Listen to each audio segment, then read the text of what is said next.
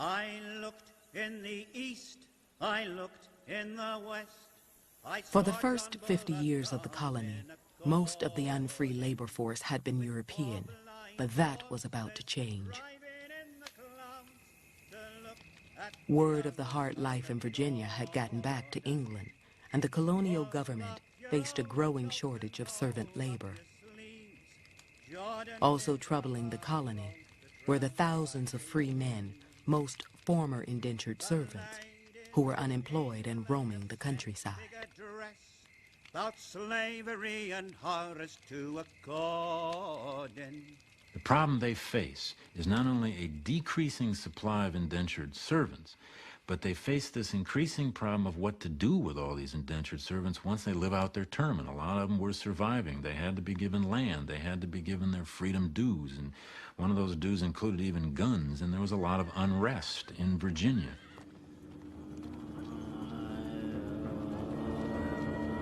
In 1661, servants rebelled in York County.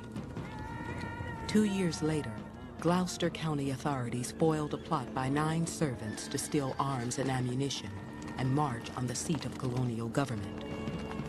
In 1676, the unrest in Virginia exploded into civil war.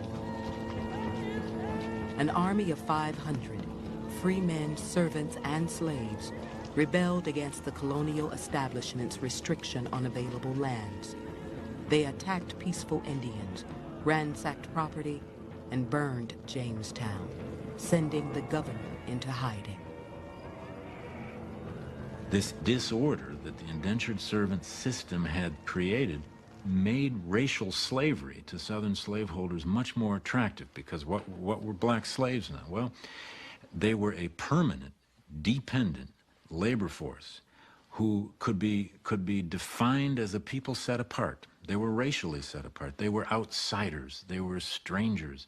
And in many ways, throughout the world, with a couple possible exceptions, slavery has taken root especially well when the people who are enslaved are defined as strangers, as outsiders, and can therefore be put into an inheritable, permanent status of slavery. I understand there are some slave ships expected into York River now every day. I desire you to buy me 5 or 6 slaves, whereof 3 or 4 to be boys, a man and a woman. The boys from 8 to 17 or 18, the rest as young as you can procure them. William Fitzhugh, Virginia Planter, 1681.